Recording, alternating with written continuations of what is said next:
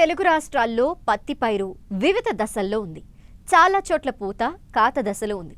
అయితే ఇటీవల కురిసిన వర్షాలకు వాతావరణంలో ఉన్న తేమ కారణంగా పత్తిలో పురుగుల ఉధృతి పెరిగింది.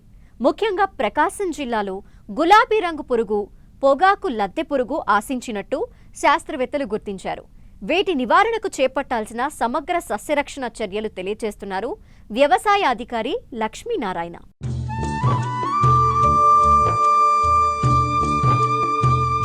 ఈ ఏడాది వర్షాలు సమృద్ధిగా కురవడంతో పత్తి చేలు ఏపుగా పెరిగాయి. ఆంధ్రప్రదేశ్లో ప్రస్తుతం 60 నుండి 70 రోజుల దశలో పత్తి ఉంది. ఇటీవల కురిసిన వర్షాలకు తెలుగు రాష్ట్రాల్లో పత్తి పంటకు పొగాకు లద్దె పురుగు ఆశించినట్లు శాస్త్రవేత్తలు గుర్తించారు. మరోవైపు ప్రకాశం జిల్లాలో పొగాకు లద్దె పురుగుతో పాటు గులాబీ రంగు పురుగు, ఆల్టర్రేనియా ఆకుమచ్చ తెగులు ఆశించింది. ముఖ్యంగా గులాబీ రంగు పురుగు వలన జరిగే నష్టం పైకి కనపడదు. కాయ పెరిగే దశలో చిన్న లార్వాలు మొగ్గలపై లేదా కాయలపైన కంటికి కనిపించని సన్నని రంధ్రాలు చేసి లోపలికి ప్రవేశించి తమ జీవితకాలం మొత్తం కాయలలోనే గడుపుతాయి. లేత మొగ్గలను ఆశించి ఎదిగే పువ్వులలోని పదార్థాలను తినడం వలన ఆకరణ పత్రాలే విప్పుకోకుండా ముడుచుకునే ఉంటాయి. వీటినే గడ్డి పూలు అంటారు. ఎదిగిన మొగ్గలను ఆశించినప్పుడు పువ్వులు విచ్చుకోనప్పటికీ లోపల అండాశయాలను, పుప్పొడిని తినడం వలన నష్టం కలుగుతుంది. దీంతో తొలి దశలో ఆశిస్తే మొగ్గలు, పూలు రాలిపోతాయి. లేత కాయలను ఆశించినప్పుడు అవి రాలిపోవడం కానీ, కాయ పరిమాణం పెరగకపోవడం, కాయలు సరిగ్గా పగలక ఎండిపోయి గుడ్డికాయలుగా ఏర్పడడం జరుగుతుంది. గులాబీ రంగు కాయ తొలుచు పురుగు ఆశించిన పత్తిలో దూది రంగు, నాణ్యత దెబ్బతిని బరువు తగ్గిపోవడం వలన దిగుబడి బాగా తగ్గుతుంది. అయితే గులాబీ రంగు పురుగును గుర్తించినట్లయితే రైతులు సమగ్ర సస్యరక్షణ చర్యలతో నివారించవచ్చంటున్నారు ప్రకాశం జిల్లా మార్కాపురం వ్యవసాయ అధికారి లక్ష్మీనారాయణ.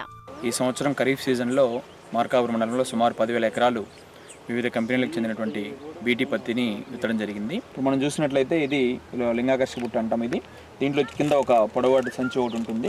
అలాగే ఈ డబ్బాలో కింద లోపల మనము ఇటువంటి రబ్బర్ ముక్క అనేది పెడతాం. దీన్ని మనము లివర్ అంటాము. సో ఇది ఈ ఆడ పురుగు వాసన వచ్చేటువంటి వాసన వచ్చేటట్లుగా తయారు చేయబడింది. దీన్ని మధ్యలో పెట్టినందువల్ల మన పొలంలో చుట్టుపక్కల ఎక్కడ ఉన్నా కూడా ఈ మగ పురుగు, ఆడ పురుగు ఉందనే భ్రమతోటి ఈ రెక్కల పురుగులు, మగ రెక్కల పురుగులు వచ్చేటి దీంట్లో పడుతూ ఉంటాయి.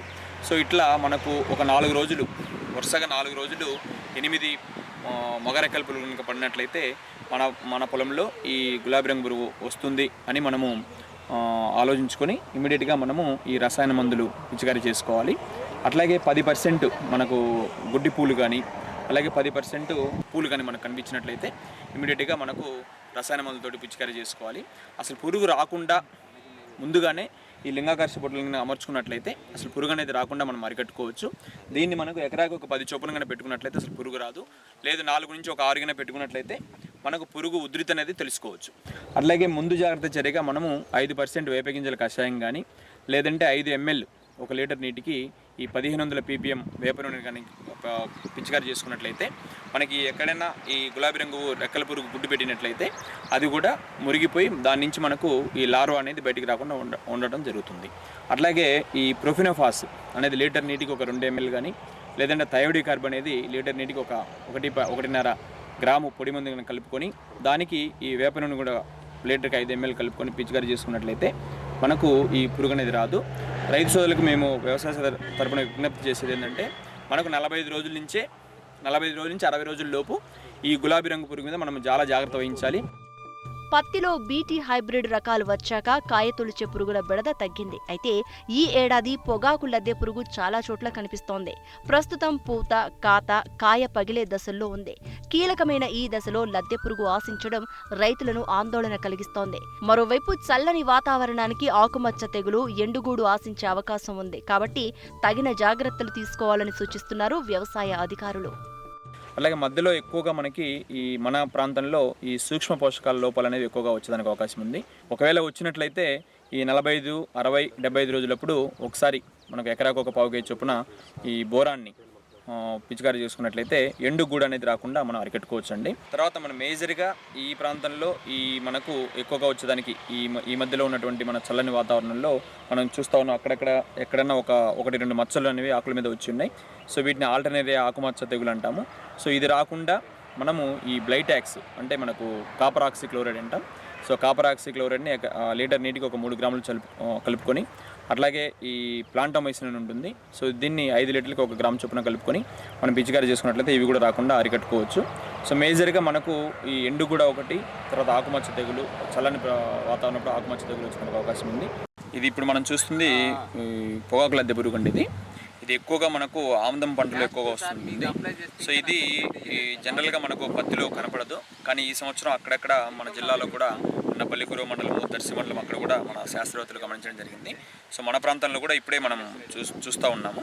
సో ఇదేమవుతుందంటే మనకు ఈ పొగాకు లద్దె పురుగు వచ్చినప్పుడు ఇది మేజర్గా మన కాయదొలిచే పురుగు అండి ఇది. సో కాయ ఏర్పడిన తర్వాత కాయ లోపలికి వెళ్ళిపోయి లోపల నాశనం చేయడం జరుగుతుంది.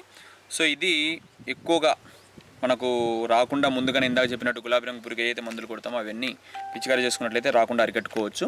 సో ఒకసారి కనుక మనకి ఇది అటాక్ అయినట్లయితే ఈ పురుగు అనేది మళ్ళీ తల్లి పురుగుగా మారిపోయి ఆ తల్లి పురుగు మళ్ళీ దాని సంతతిని వృద్ధి చేసుకుంటూ ఒక్కసారి కనుక మనకు గుడ్లు పెట్టినట్లయితే ఒకేసారి మనకు ఇది ఆకుల అడుగు భాగంలో మనకు గుడ్లు పెట్టడం జరుగుతుందండి. సో ఇది ఎక్కువగా మనకు ఆముదం పంటలో ఆముదం ఆకుల కింద పెడుతూ ఉంటుంది. సో మనకి ఈ పత్తి చెట్లు కూడా అక్కడక్కడ మనం ఆముదం చెట్లు కూడా వేసుకోమని చెప్తామండి. ఎందుకంటే ఎకరాకు ఒక 5 నుంచి 10 చెట్లు కనుక మొక్కలు నాటుకున్నట్లయితే ముందుగా ఈ పొగాకు లద్దె పురుగు అనేది ఆముదం చెట్ల మీద వస్తుంది. సో ఆముదం చెట్లు మనం గమనించుకుంటూ ఉన్నట్లయితే ఈ పత్తిలోకి రాకుండా ఆముదం చెట్ల మీద మందు కొట్టుకొని మనము దాన్ని నాశనం చేసుకోవచ్చండి.